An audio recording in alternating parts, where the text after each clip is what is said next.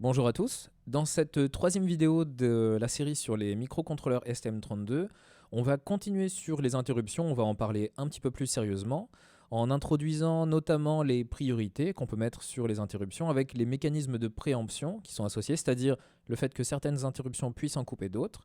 Et en fin de vidéo, on parlera des timers. Et pour commencer la vidéo, on va d'abord présenter le matériel qu'on va utiliser. Et évidemment, on continue sur la carte Nucléo qu'on avait configurée avec le même STM32 F072 ici, avec sur le côté 6 connexions vers un oscilloscope et générateur de signaux en USB. Alors sur ces 6 connexions, on aura 2 entrées de la Nucléo qui sont connectées à 2 voies de générateur de signal de ce petit boîtier USB ici. Et ça va nous servir à déclencher des interruptions du STM32 à des moments parfaitement maîtrisés.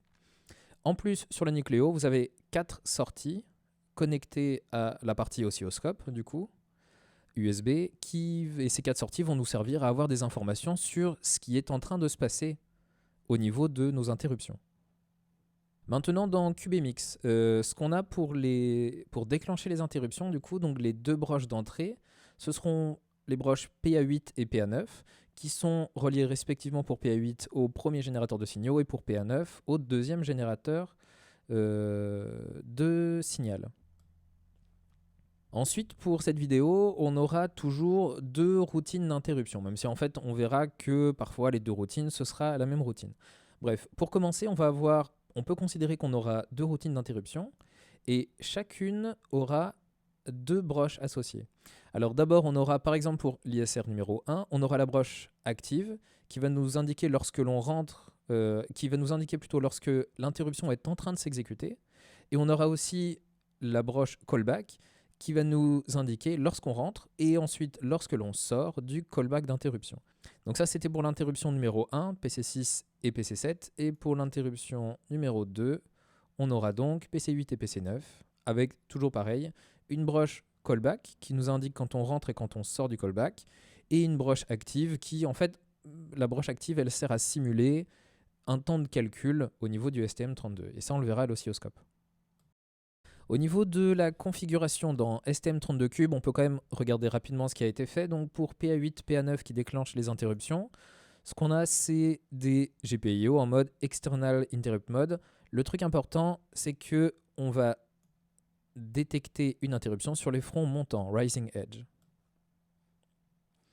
Donc ça, c'est pour PA8, PA9. Ensuite, si on regarde dans l'ordre, par exemple pour l'ISR1, on a PC6 et PC7 qui sont des GPIO en mode de sortie classique. Donc ces 4 ici vont nous servir à avoir des informations sur ce qu'il se passe dans les interruptions. Parce qu'on va le programmer comme ça dans les callbacks d'interruption. Tant qu'on est dans QBMix, on peut regarder ce que seront les interruptions en fait, liées à ces 2 GPIO ici. Donc pour ça, je vous rappelle, on peut aller dans l'onglet NVIC ici. Donc le NVIC, je vous rappelle également, c'est le contrôleur d'interruption en fait du STM32.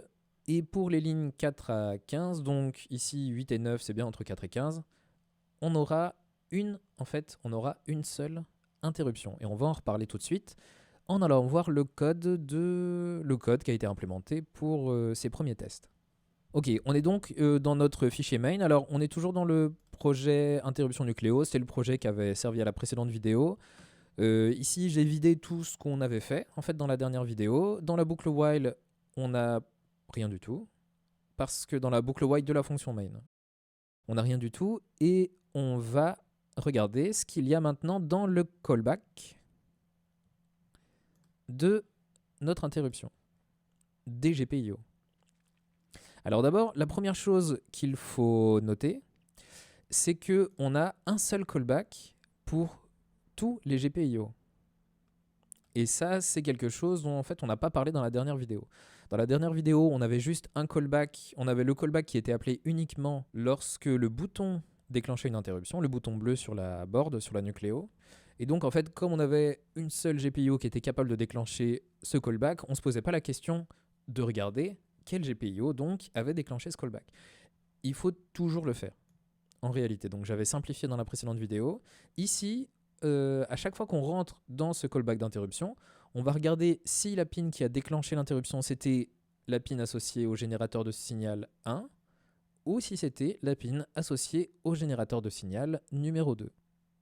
Et d'ailleurs, on peut retourner dans CubeMX et dans le logiciel qui contrôle l'oscilloscope et générateur de signaux USB pour un petit peu mieux expliquer ce qui va se passer. Donc, je vous avais dit qu'on a les deux générateurs de signaux ici qui vont déclencher des interruptions sur front montant. Ces deux générateurs de signaux, c'est le numéro 1 ici, qui est donc un signal créneau avec le front montant ici, qui sera la référence en fait pour le trigger de l'oscilloscope. Et on a le générateur de signal numéro 2 qui sera légèrement décalé, qui sera en avance ou en retard d'ailleurs, selon ce qu'on voudra faire pour les interruptions.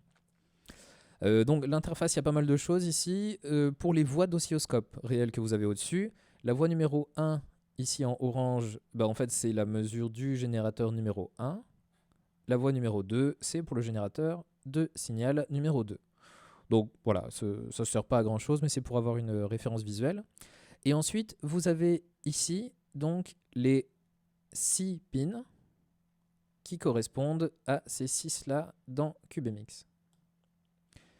On a donc les deux IRQ, donc ici et ici. Donc en fait, les signaux qu'on a là et là, c'est les mêmes que ici et c'est les mêmes que là aussi. On a donc les deux IRQ et puis on a les signaux en réponse du STM32. Ça, c'est les signaux en réponse pour l'ISR numéro 1, associés au générateur de signal numéro 1. Et ça, c'est les réponses pour l'ISR numéro 2. Pour l'instant, on n'a pas de réponse parce qu'on n'a rien mis encore dans le STM32. Et pour expliquer très rapidement ce qu'il va se passer, ce qu'on va faire, c'est qu'on va aller compiler ce code-ci. Et je pense que vous allez comprendre tout de suite ce qu'on fait. Ok, donc là on a compilé en mode release pour que les interruptions se déclenchent rapidement, comme on va parler du temps d'exécution des interruptions. On relance l'oscilloscope et on regarde ce qui se passe. Donc là c'est assez visuel. Ce qui se passe, c'est que d'abord les générateurs de signaux sont bien synchronisés l'un avec l'autre, avec un retard qui est constant. Et par exemple, si on prend le générateur numéro 1, donc l'IRQ allait déclencher sur le front montant à cet instant-ci. Ensuite, on a le callback qui est actif. Donc, à l'entrée et à la sortie du callback ici. En fait, ce qu'on a exécuté, c'est la fonction pinset dans le callback et la fonction pinReset, qui n'est pas vraiment à la sortie du callback, mais qui est quasiment quand même, qui est proche en tout cas, de la sortie du callback. Donc ça, c'est pour la pin qui s'appelle callback. Et pour la pin qui s'appelle active, en fait, ce qu'on fait, c'est une boucle où on fait un certain nombre de montées et descentes du signal pour simuler un temps de calcul dans l'interruption. Donc en vrai, ce temps de calcul, ça pourrait correspondre à une vérification d'état d'épine, ça pourrait correspondre au calcul de la sortie d'un correcteur, PID par exemple, etc., etc. Donc on retourne dans notre oscilloscope plutôt. Et donc ici, ce qu'on a, c'était comme je disais donc l'IRQ, ensuite la pin active, et ça, c'est la partie qui simule l'activité d'un callback. Donc je vous disais que pour l'instant, on a une seule fonction de callback pour tous les GPIO. Il faut donc regarder à quel GPIO correspondait le callback. Et le code que vous avez pour le générateur de signal numéro 1, c'est le même que pour le générateur de signal numéro 2, avec évidemment des pins différentes. Et donc si on regarde dans l'oscilloscope ce qu'on a, on va zoomer un petit peu. Donc si on regarde ce qu'on a, c'est pour l'instant un cas très simple dans lequel l'interruption numéro 1 a eu le temps de se terminer ici. Bon, en fait, en réalité, il ne faut pas oublier qu'on a le temps d'appel des fonctions, le temps de restauration du contexte, etc. Donc ici, l'interruption numéro 1 a eu le temps de se terminer. Ici, on a la restauration du contexte. Lorsque l'IRQ numéro 2 est déclenché. Et donc là, on a un cas assez simple dans lequel il n'y a pas en fait de conflit entre les interruptions. Et ce qu'on va faire maintenant, c'est diminuer le déphasage ici entre les deux signaux et voir ce que ça donne. Alors par exemple, si on met 320 degrés, bon alors là c'était peut-être un petit peu beaucoup. Ok, donc là, si on met 310 degrés de phase, on a toujours l'IRQ2 qui est déclenché après que l'ISR1 est terminé. Par contre, maintenant, si on met 320 degrés, on voit déjà un truc intéressant, c'est que l'IRQ numéro 2, elle est déclenchée pendant l'exécution de l'ISR1. Mais pour autant, l'ISR qui fait suite à l'IRQ de ce générateur-ci, elle a lieu quand même après que la première interruption est terminée, son callback. Alors maintenant, on va réduire beaucoup plus la phase, par exemple 350 degrés. On a toujours la même chose, donc l'IRQ du deuxième signal, elle arrive en plein milieu de l'interruption 1 et le callback n'aura lieu que plus tard. Alors ça vient du fait qu'en fait, lorsqu'on a un GPIO qui lance une IRQ, on a le flag qui reste actif tant qu'on ne l'a pas mis à 0, tant qu'on ne l'a pas nettoyé, comme on l'avait dit dans la précédente vidéo. Et on a un flag par GPIO, ici.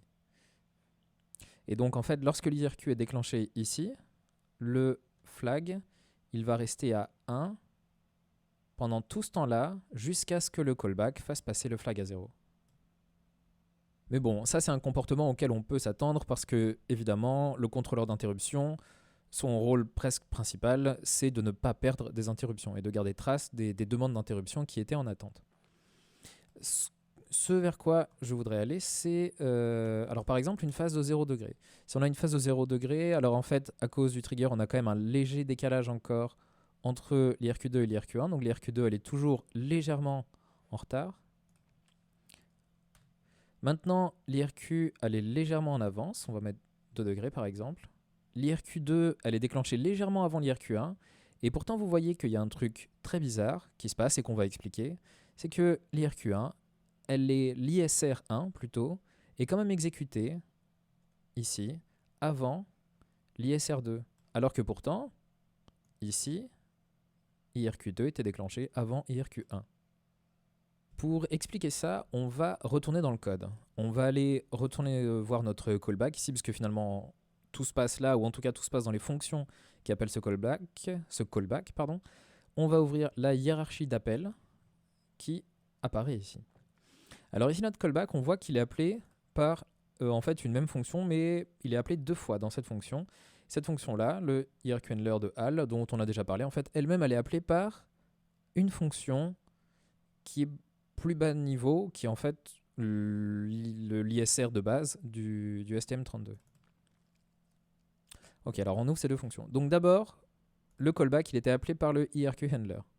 Ici, le IRQHandler, ce qu'il faisait, c'est qu'il regardait quel pin avait déclenché l'interruption, il nettoie le flag associé à la pin, passer en paramètre ici, et déclenche le callback. Et si on revient un peu plus loin, on arrive à ce fichier-là, le fichier des interruptions du STM32F0, qui appelle 2 fonctions. En fait, il appelle 2 fois la même fonction, et chacune des fonctions est appelée pour chaque pin qui est enregistrée dans QBMX comme une pin pouvant déclencher des interruptions.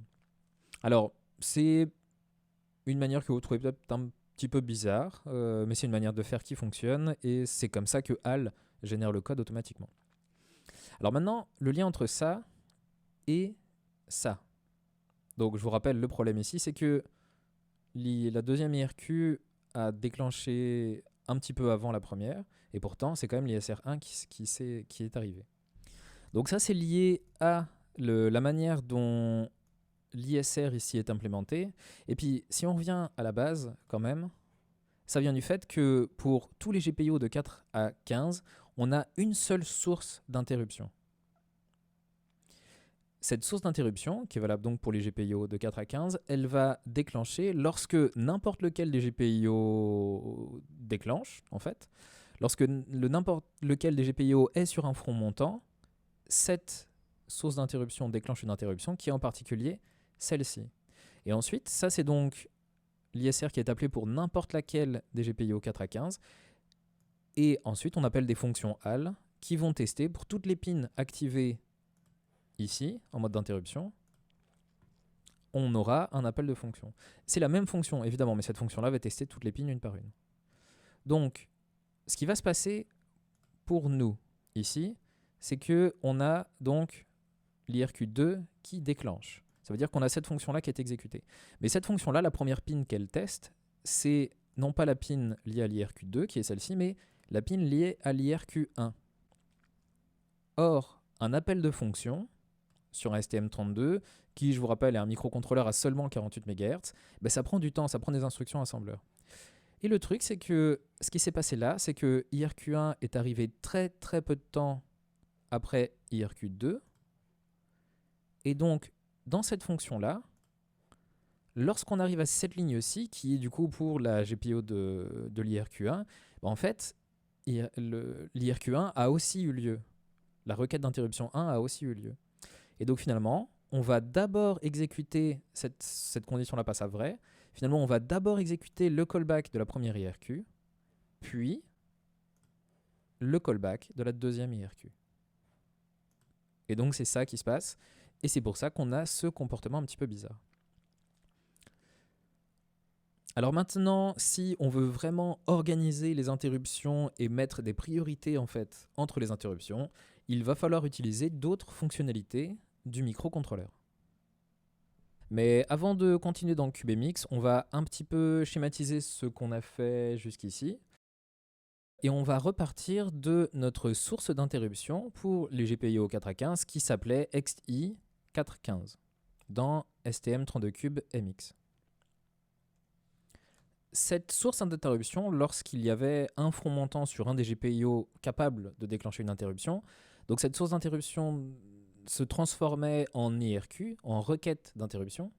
Et à la suite d'une IRQ, le NVIC, le contrôleur d'interruption, du coup déclenche une ISR correspondante en utilisant la table des interruptions, la table des adresses des ISR.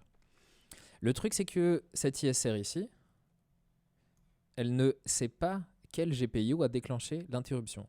Et donc, elle doit faire du calcul, elle doit faire des tests pour savoir quelle fonction déclencher. Et d'ailleurs, en fait, cette fonction-là va déclencher plusieurs callbacks AL. Et c'est même eux-mêmes, les callbacks AL, qui vont en fait rajouter des tests pour savoir quel GPIO avait déclenché réellement l'interruption. Ça fonctionne. Ça peut fonctionner très bien, sauf si on veut avoir un ordre précis dans lequel les interruptions liées à tel ou tel GPIO s'exécutent. Et on a vu juste avant un problème qui arrive. Le problème, c'était même si l'IRQ lié à la GPIO 9 arrive avant l'IRQ lié à la GPIO 8, puisque en fait toutes ces IRQ venaient d'une seule et même source d'interruption, on n'était pas capable d'avoir un ordonnancement dans le temps précis pour l'exécution des callbacks liés à chacune de ces pins. On va donc voir ce qu'il se passe si on utilise plusieurs sources d'interruption pour les GPIO. Et du coup, je vous le dis, je vous gâche la surprise, pour les STM32, il existe plusieurs sources d'interruption différentes pour les GPIO. Chaque source d'interruption sera capable de déclencher une ISR, donc une Interrupt Service Routine, une routine d'interruption bien distincte des autres. Au niveau des sources d'interruption des GPIO, pour les STM32F0, on en a 3. Il y en a une pour les GPIO dont les numéros sont 0 ou 1. Il y en a une autre qui n'est pas représentée pour les GPIO dont les numéros sont 2 ou 3. Et pour finir, celle qu'on avait utilisée avec les GPIO 4 à 15. Donc l'intérêt de ça, c'est que si on a un des GPIO entre 4 et 15 qui a un front montant ou descendant, dépendant comment on l'a configuré, donc s'il y a un des GPIO qui déclenche une IRQ, eh bien c'est l'ISR lié à ces GPIO 4 à 15 qui va être déclenchée et qui elle-même va appeler la fonction, le callback AL lié au GPIO qu'on avait enregistré. Maintenant, si c'est un des GPIO 0 ou 1 qui déclenche une IRQ, eh bien c'est une ISR différente qui va être exécutée. Et si on a enregistré par exemple que la broche 0, et c'est ce qu'on va faire tout de suite, eh bien on a un seul callback AL qui peut être exécuté. L'intérêt de ça, d'avoir plusieurs sources d'interruption, le premier intérêt, c'est que on a déjà fait un pré-traitement électronique, j'ai envie de dire, dans le NVIC, dans le contrôleur d'interruption. On a déjà fait un pré-traitement puisqu'on sait d'avance à peu près quel pin a déclenché l'interruption. On sait si c'est la 0 à la 1 ou la 4 à la 15. Ce qui permet d'économiser du temps de calcul. Ce qui donc clairement a un intérêt pour ordonnancer les interruptions. L'intérêt cependant, sans doute le plus important d'avoir plusieurs sources d'interruption, c'est qu'on peut donner une priorité différente pour chaque source d'interruption. Et donner des priorités, ça veut dire permettre, avoir accès à des mécanismes de préemption. Et la préemption, je vous rappelle, c'est le fait qu'un fil d'exécution, par exemple une interruption, enfin un handler d'interruption, ça peut être qu'un fil d'exécution soit coupé proprement, nettement, par un autre fil d'exécution. Et c'est d'ailleurs ce qu'on va faire tout de suite. Ok, on est donc reparti dans STM32Cube IDE et la première chose qu'on va faire dans la partie CubeMX, c'est reconfigurer le microcontrôleur pour déplacer cette broche-là, pour ne plus utiliser cette broche-là, en fait PA9, associée au générateur de signal numéro 2, et on va transférer le WaveGen 2 sur la broche PA0 ici. L'intérêt de ça, c'est que PA0 déclenchera des interruptions via une autre source d'interruption que PA8 pour le signal numéro 1. C'est parti, donc d'abord WaveGen 2, on va la réinitialiser, ok. Et PA0, on va la configurer comme, alors on regarde un petit peu tout ce qu'on a là-dedans, il y a pas mal de fonctionnalités pour cette broche-là. Nous, ce qui va nous intéresser, c'est fonction en simple GPIO avec déclenchement d'interruption externe. Ce qui sous-entend qu'elle sera en mode d'entrée logique, évidemment. Et donc on sera en interruption externe sur front montant. Ça, c'est bon. Le nom qu'on va utiliser, ça va être le même qu'avant. Comme ça, on n'a pas besoin de renommer toutes les variables qui font appel à cette broche dans le code. Ça fait partie des choses très intéressantes avec CubeMX et HAL. Parce que HAL, justement, nous donne des abstractions pour faire du code de manière très efficace. Ok, donc on va enregistrer ça, mais en fait, c'était pas tout. Parce que là, on a modifié notre pin, donc WaveGen 2 est passé ici.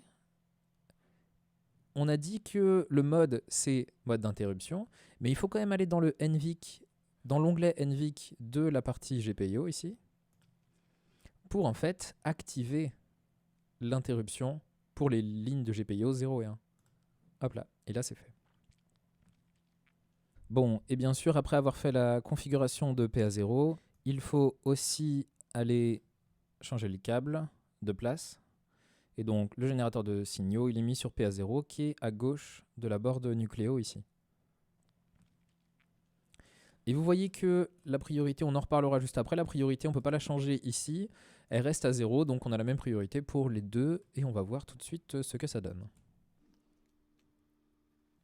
Ok, donc dans l'interruption, dans le fichier, qui est un driver en fait du système, dans le fichier STM32F0 it.c, on voit qu'on a une nouvelle ISR qui s'appelle XI01 IRQ Handler.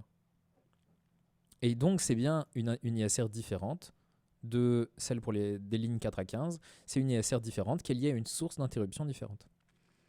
On voit que cette ISR, elle appelle directement le bon HAL IRQ Handler, donc le bon callback, avec la pin 0.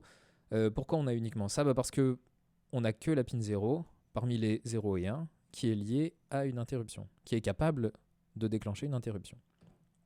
Notre fichier main, il n'a absolument pas changé. Donc dans la fonction de callback, on a la même chose. Et d'ailleurs, vous voyez que les noms de pin ici, c'était bien des abstractions pour n'importe quel pin du microcontrôleur. Ça, c'est donc, je le répète, un des intérêts de HAL. Ok, donc ce code-là ne change pas. On va compiler et on va regarder tout de suite ce que ça donne à l'oscilloscope. Ok, donc là, c'est envoyé. On relance l'oscilloscope et c'est parti. Alors, on va le remettre dans l'état dans lequel on était avant. Alors, on va exagérer un petit peu le déphasage. Donc ça, c'était la première chose que je vous ai montré dans la vidéo.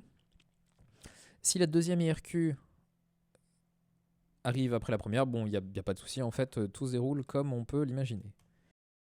Alors maintenant, ce qu'on a fait ici, c'est qu'on a rapproché le trigger de... Enfin, on a rapproché le front montant qui déclenche l'IRQ du WaveGen 2.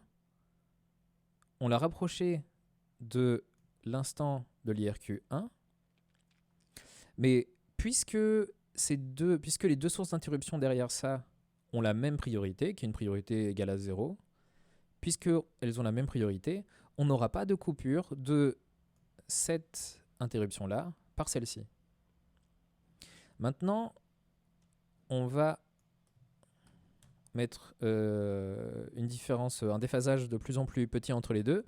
Alors là, vous voyez que l'interruption 1 a bien lieu, l'IRQ1 a bien lieu avant l'IRQ2, et donc on a un comportement normal. L'IRQ2 arrivera un petit peu plus tard dans le temps, le NVIC met l'interruption en attente et la déclenchera au bon moment.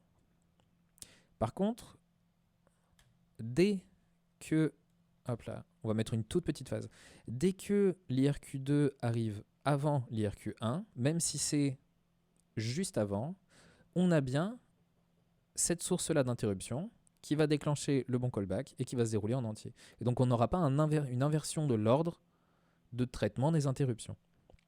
Pourquoi ? Parce qu'on a utilisé deux sources d'interruption différentes. Alors ça c'est bien, et maintenant on va aller encore un petit peu plus loin.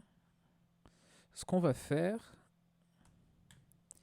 c'est que on va se mettre dans une situation 345 ici. On va se mettre dans une situation où j'aimerais maintenant que WaveGen 2 ce soit un signal super important qui coupe quasiment toutes les autres interruptions qui auraient pu arriver. Donc ce qu'on va faire, c'est augmenter la priorité de cette IRQ pour qu'elle préempte celle-ci, pour qu'elle coupe l'exécution de l'ISR numéro 1. Pour faire ça, on va retourner dans CubeMX, puisque c'est là que la configuration se passe. Et il ne faut pas aller dans l'onglet NVIC de la partie GPIO, il faut vraiment aller dans la partie NVIC, qui là contient toutes les sources d'interruption. Et donc là, on peut changer la priorité. Donc c'est, hop là, Preemption Priority, vous l'avez ici. On va la changer. Maintenant, la question, c'est qu'est-ce qu'on met comme valeur ? Parce qu'il y a un piège. Le piège, c'est que les priorités, c'est que les IRQ qui ont un chiffre de priorité grand et positif ont une plus basse priorité que les chiffres négatifs ou plus petits. Vous voyez ici dans ce tableau, donc ça c'est un document, c'est un extrait d'un document de chez ST Microelectronics. Vous voyez dans ce tableau que la priorité la plus importante c'est le reset. Alors reset, c'est appuyer sur le bouton reset, donc ça redémarre l'exécution, ça remet le programme counter à 0 ou à une valeur de reset en tout cas. Ça redémarre le microcontrôleur, donc c'est une exception à laquelle on ne peut pas dire oui ou non. Donc on a le reset qui est la plus forte priorité, niveau -3. Ensuite on a les interruptions non masquables qu'on ne peut pas désactiver, priorité -2, faute matérielle -1. Et à partir de 0, on a des niveaux de priorité programmables qui vont de 0 à 3. Sachant que 0 sera les interruptions de haute priorité et 3 ce sera les interruptions de la plus basse priorité.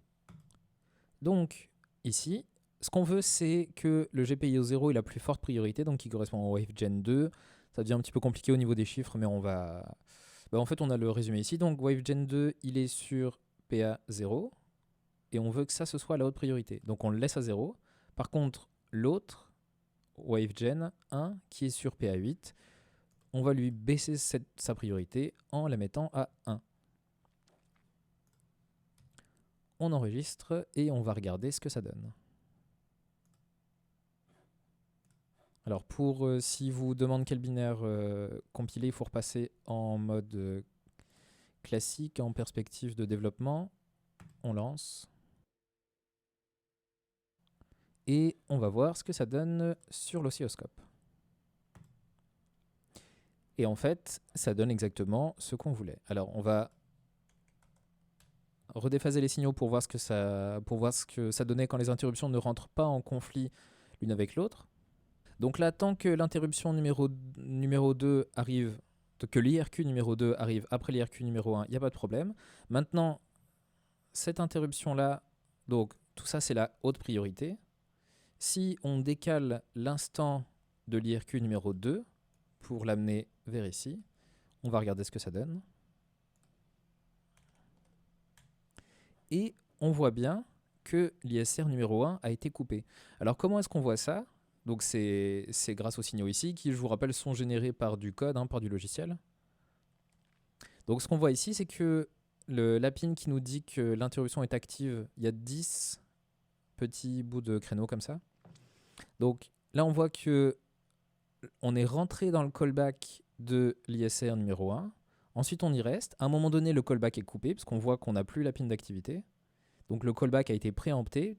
Pendant tout ce temps-là, le callback de l'ISR 1 est préempté par l'ISR numéro 2. Et lorsqu'elle a terminé de s'exécuter, qu'elle restaure le contexte, on va en reparler tout de suite aussi. Donc lorsqu'elle a terminé de s'exécuter, on a à nouveau l'ISR 1 qui est active et qui se termine ici. Et au final, le temps d'exécution de l'ISR 1, il a été beaucoup plus long que prévu. Alors que pour l'ISR numéro 2, qui était une ISR de haute priorité, on n'a pas eu de coupure par l'interruption numéro 1. Et on va maintenant revoir ce qu'il s'est passé avec les deux interruptions de manière un peu plus schématique. À nouveau, je me base sur un extrait d'un document de chez ST Microelectronics. Et ce qu'on a ici, c'est le nesting, donc l'imbrication en français des interruptions. Alors, ce qu'on a ici, c'est deux interruptions, deux IRQ avec deux ISR associés. Donc, on note pas ISR ici dans ces slides-là, on note juste IRQ, mais il faut bien voir que ça, c'est vraiment l'ISR, donc la routine qui fait suite à la requête d'interruption A. Donc, on a deux IRQ, B et A. B a une priorité de 1, ce qui veut dire que la priorité est plus faible que celle de A, dont le chiffre de priorité vaut 0. Alors, ce qui se passe ici, c'est que B commence à s'exécuter, mais on a une requête d'interruption de A pendant l'exécution de l'ISR de B. Or, un STM32, ce n'est pas un système multicœur, donc il y a toujours un seul cœur de calcul, il y a toujours un seul fil d'exécution en même temps. Et donc, ce qu'on doit faire, lorsque l'IRQ-A arrive alors qu'elle a une plus haute priorité, ce qu'on doit faire, c'est couper l'exécution de l'IRQ-B. Le truc, c'est que quand on coupe l'exécution d'une fonction, parce que fondamentalement, l'ISR ici, alors plutôt l'ISR qui d'ailleurs s'étale sur tout ce temps-là, donc l'ISR lié à B, c'est une fonction avec donc, pendant son exécution, les registres du processeur qui changent, etc. etc. Donc c'est une fonction, c'est pas une fonction classique, mais c'est une fonction. Si on la coupe, à un moment donné, il faut sauvegarder le contexte. Et c'est ça qu'on fait ici. Il faut sauvegarder le contexte, donc ça à nouveau c'est géré par le NVIC du STM32. Ensuite, l'ISR lié à A s'exécute. On restaure le contexte, mais pas pour n'importe quoi, pour rendre la main à l'IRQB. Et lorsque l'IRQB a terminé, on restaure à nouveau le contexte pour rendre la main au fil d'exécution main. Et tant qu'on y est, on peut parler un petit peu de ce qui s'était passé lorsqu'on avait deux interruptions de même niveau de priorité qui s'exécutent l'une après l'autre. Alors ce qu'on a ici, c'est le cas où les IRQ A et B ont la même priorité. L'IRQ A survient juste avant, un peu avant, l'IRQ B. Ce qui va se passer, puisqu'elles ont la même priorité, c'est qu'il n'y aura pas de préemption de B sur A. Donc A va rester active. À partir de ce moment-là, jusqu'ici, B sera en attente dans le contrôleur d'interruption, puis B sera lancé. Il y a une subtilité ici, c'est que vous voyez qu'au milieu, là, on n'a pas de restauration, puis de sauvegarde du contexte. Alors ça, c'est une fonctionnalité du STM32. Quand on a une interruption qui est en attente, c'est pas la peine de revenir à main pour le couper tout de suite, pour revenir à B, avec une restauration, puis sauvegarde du contexte. Donc en fait, quand on passe de A à B, on le fait directement. C'est-à-dire qu'une fois que la fonction qui prend void et qui retourne void de l'ISR a terminé, on passe directement, le CPU passe directement à l'exécution de l'ISR lié à l'IRQ-B.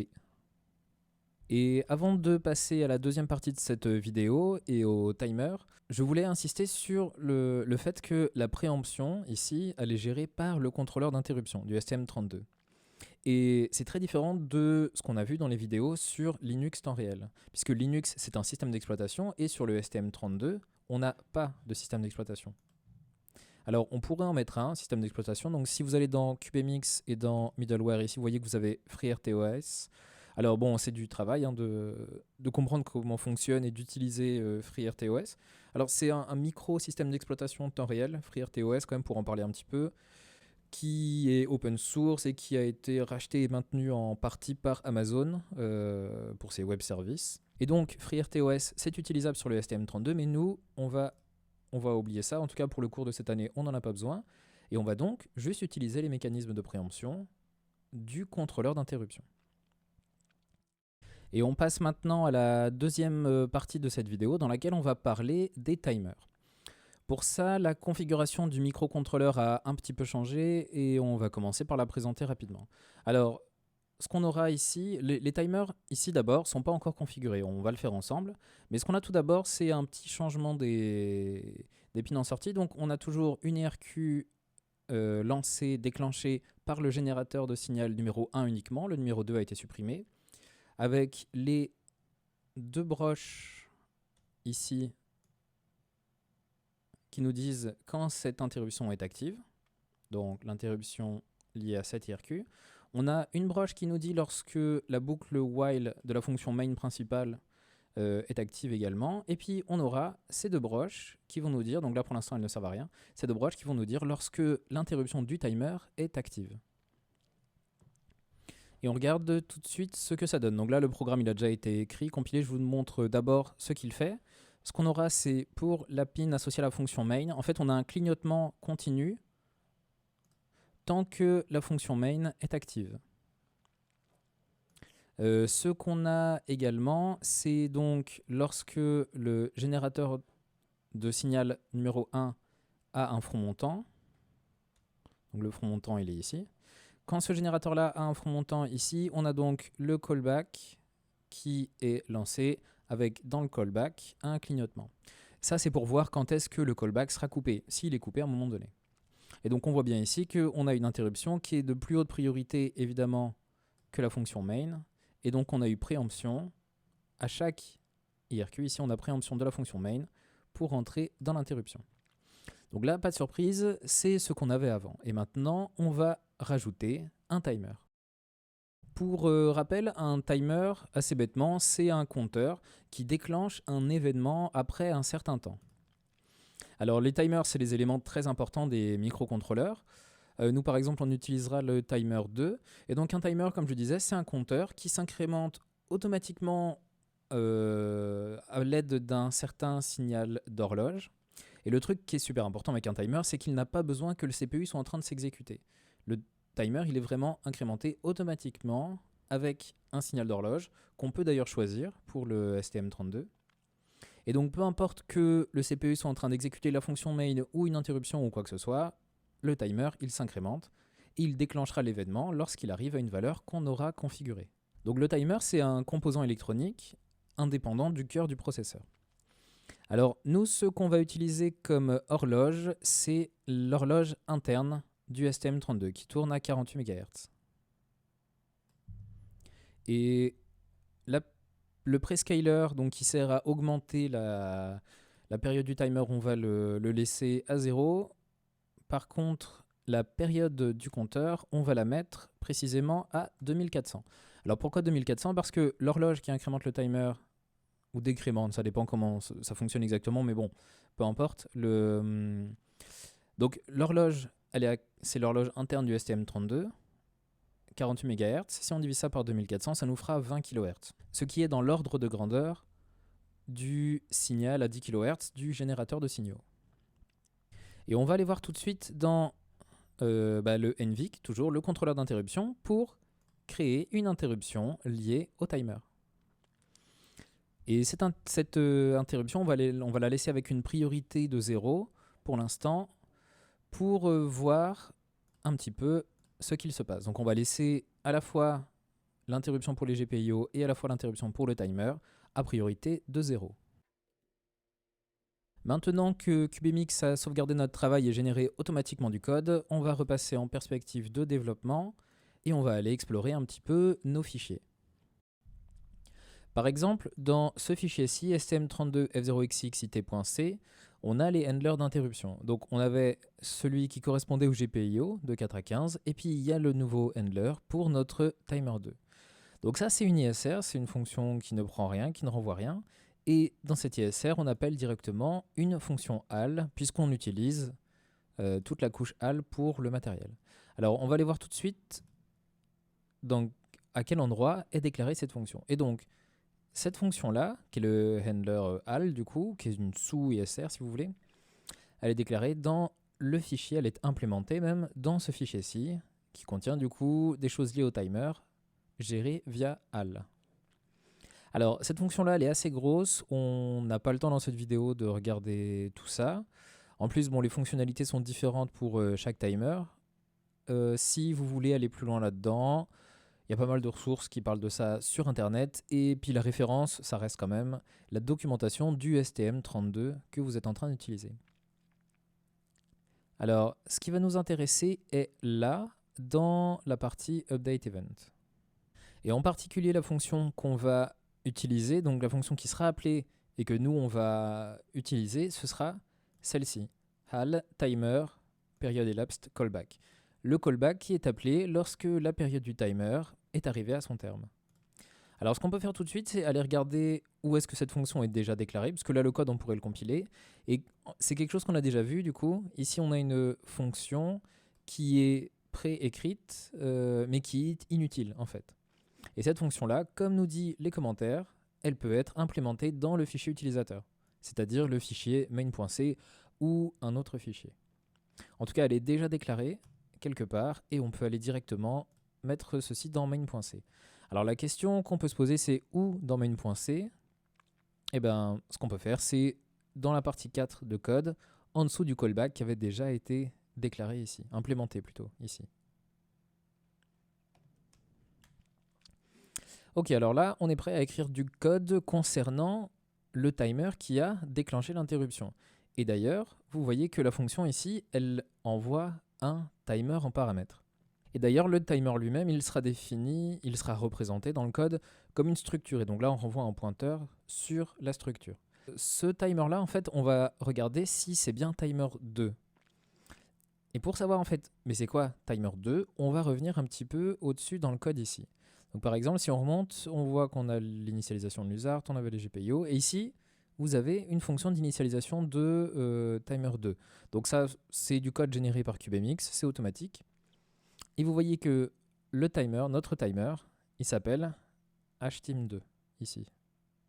Ça, c'est une structure. Vous pourriez à nouveau aller voir où est-ce qu'elle est déclarée, etc. Ça, je vous laisserai faire.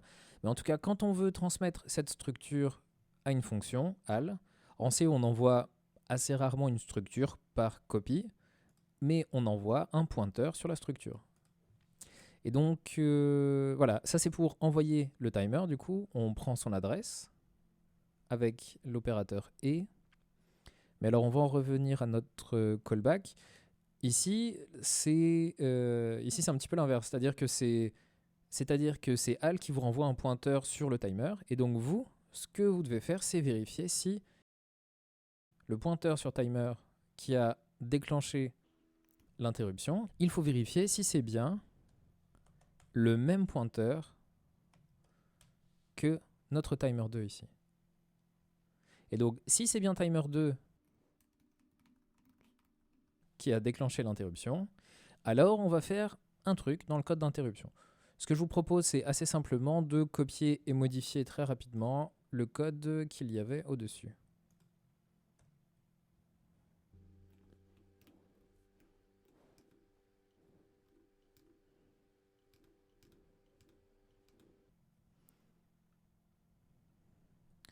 Et on va faire 10 itérations. Ok, ça c'est bon.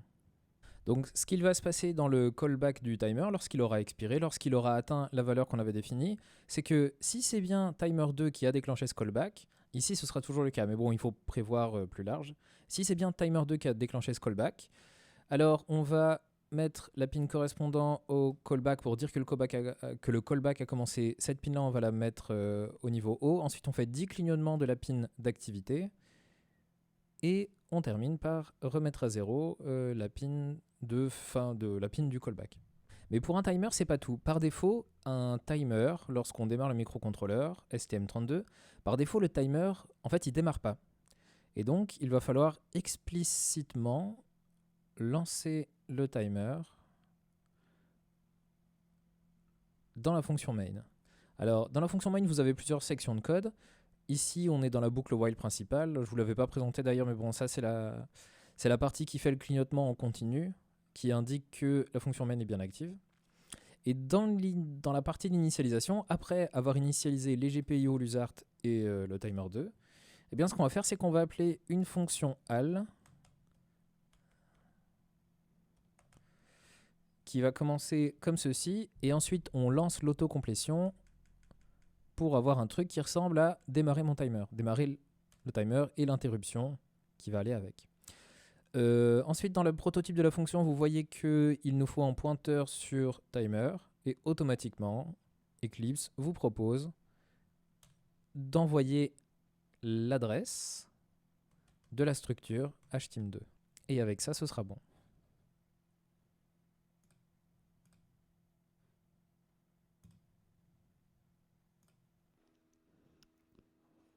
Ok, donc ça a bien compilé. On va aller dans l'oscilloscope et on démarre pour regarder ce qui se passe.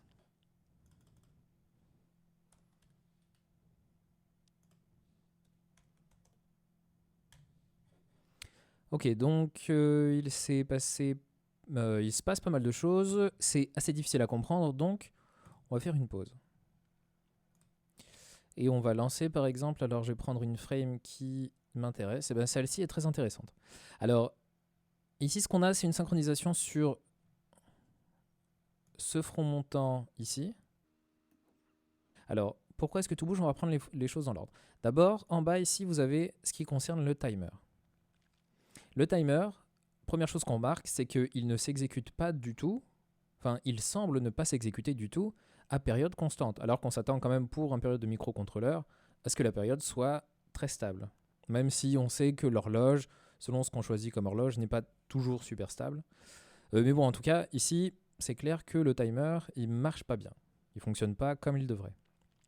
Ça, c'est la première chose qu'on remarque. Donc ici, on devrait avoir 20 kHz. Donc une période constante de 50 microsecondes, mais là clairement on ne l'a pas du tout. Deuxième chose qu'on remarque, c'est que le callback de l'ISR1, il est un petit peu décalé par rapport à l'IRQ1 elle-même. Et en fait, si on fait une autre acquisition, le décalage ne sera pas toujours le même. Alors je voudrais reprendre une acquisition qui m'intéresse. Ok. Et donc maintenant ici, pourquoi est-ce que le décalage n'est pas toujours le même? Eh bien parce qu'en fait, le timer ne s'exécute jamais en même temps que le callback de l'interruption 1 ici. Alors les deux ne s'exécutent jamais en même temps parce qu'ils ont la même priorité, donc il n'y a aucune possibilité de préemption entre les deux. Et en fait, ce qui se passe ici, c'est que ce qui s'est passé dans ce cas-ci, c'est que l'IRQ du timer, le timer a dû expirer peut-être ici. Le temps de déclencher le callback, ça prend toujours un certain temps.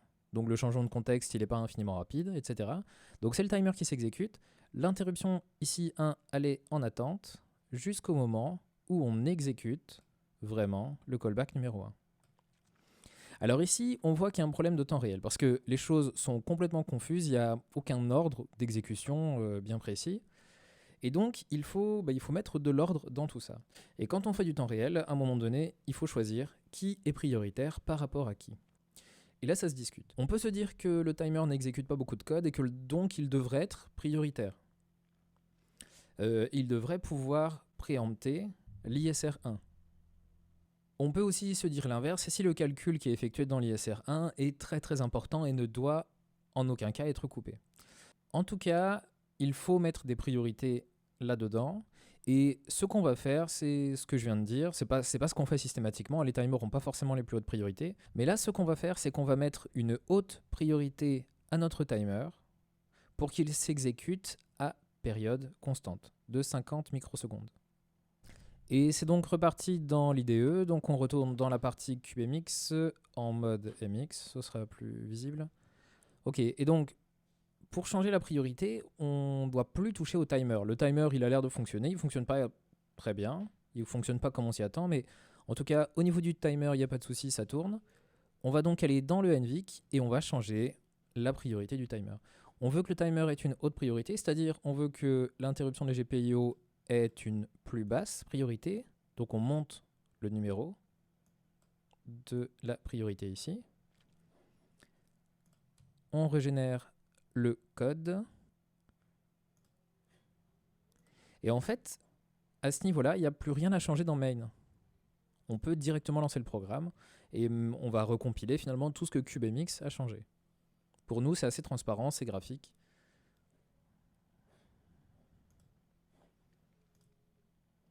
On relance, et donc là, on voit qu'il y a toujours un problème de trigger, ce qui est normal parce que le trig est sur la voie 1.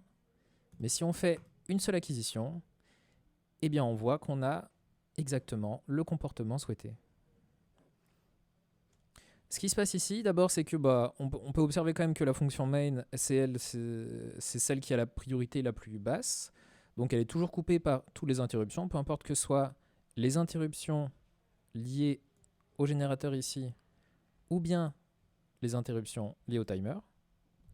Et ensuite, ce qu'on voit, c'est qu'on a bien une préemption, ça on le voit ici par exemple, on a bien une préemption du timer, avec sa priorité plus grande, sur l'ISR lié à la source 1. Parce que ici, on voit que on a l'IRQ, on a le callback qui arrive juste un petit peu après, mais le callback continue jusqu'à ce que le timer, d'ailleurs, ait terminé 2 passages dans l'ISR. Donc en fait, ce qu'on voit ici, c'est que d'abord, l'ISR 1 a le temps de s'exécuter un petit peu, on a un changement de contexte, donc là, l'ISR est coupé, changement de contexte, on passe au timer, qui ensuite rend la main à l'ISR 1 ici. L'ISR 1 a le temps de continuer un petit peu, mais elle est très lente, elle fait beaucoup de calculs. En général, c'est quelque chose qu'on évite. Là, c'est pour l'exemple. Donc l'ISR 1 continue, elle est à nouveau coupée par le timer, qui à nouveau rend la main. Et là, la fonction main, enfin, une fois que l'ISR 1 a terminé, peut continuer un petit peu son exécution. Dernier point technique pour cette vidéo, vous pourriez me dire, c'est un petit peu bizarre que finalement, on est un déphasage qui change tout le temps entre le signal lié à l'ISR 1 qui est censé être à 10 kHz et le signal lié au timer qui est censé être à 20 kHz. Parce que là, on voit qu'on n'est pas stable du tout. Alors en fait, ça vient du fait que sur l'oscilloscope, on a une horloge interne qui est normalement relativement de bonne qualité parce qu'on a des quartz. Par contre, sur le STM32, on va aller regarder un petit peu qu'est-ce qui nous génère notre horloge interne sur laquelle, je vous rappelle, on a lié le timer. Donc le timer ici, il est bien sur l'horloge interne. Et pour ça, je vais déjà introduire, on en parlera juste un tout petit peu, l'onglet de configuration d'horloge du STM32. Alors ça, c'est un utilitaire graphique très pratique pour ne pas devoir faire tout ça avec des lignes de code. Donc je le répète, on n'a pas le temps d'explorer tout ça, il faut aller voir d'autres ressources. Pour ça, c'est pas spécialement compliqué, il faut prendre le temps de lire la documentation. En tout cas, on voit ici qu'on a l'oscillateur RC interne. Donc HSI, c'est pour High Speed Internal, oscillateur haute vitesse interne, 48 MHz RC. Alors RC, c'est résistance-capacité, ce ne sera pas un oscillateur de grande qualité, c'est-à-dire que la fréquence ne sera pas stable, ce qui explique d'ailleurs ce qu'on a observé à l'oscilloscope. C'est pour ça que je voulais vous le montrer. Et dans cet onglet, donc, on peut configurer plein de choses. On peut configurer les PLL pour éventuellement utiliser un quartz. En général, on en prend à 8 MHz. Il faudra donc une PLL pour augmenter la fréquence, pour arriver aux 48 MHz. Pour le CPU, on peut avoir d'autres fréquences pour les périphériques. Et en fait, on peut faire baisser toutes les fréquences pour utiliser le moins d'énergie possible. Parce que quand on fait de l'électronique, embarqué surtout, utiliser moins d'énergie, c'est quelque chose de très important. Et pour terminer, comme d'habitude, un résumé rapide de ce qu'on a vu dans la vidéo, qui était assez conséquente pour celle-ci.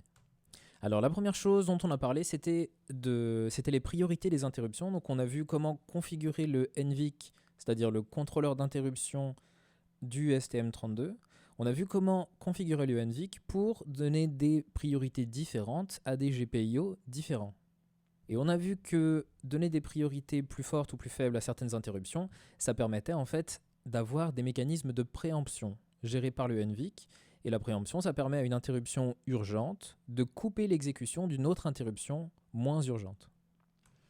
Ensuite, dans la deuxième partie de la vidéo, on a introduit les timers assez rapidement et on a vu comment créer et implémenter une interruption et un callback d'interruption, donc une ISR, lorsque un timer expire.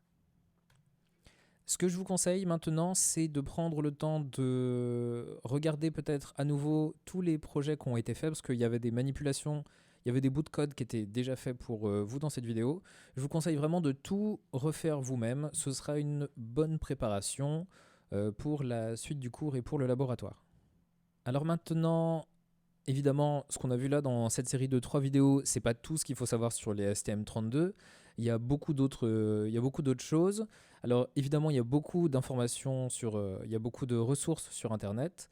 Il y aura sans doute aussi d'autres vidéos sur cette chaîne concernant les STM32, notamment concernant les conversions analogiques numériques, numériques analogiques. On pourrait aller plus loin aussi avec les horloges, notamment avec l'horloge temps réel. Il y a pas mal d'autres choses intéressantes à voir.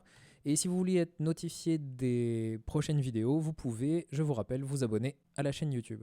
Voilà, alors j'espère que ça vous a intéressé, que vous avez appris des choses, et je vous remercie pour votre attention.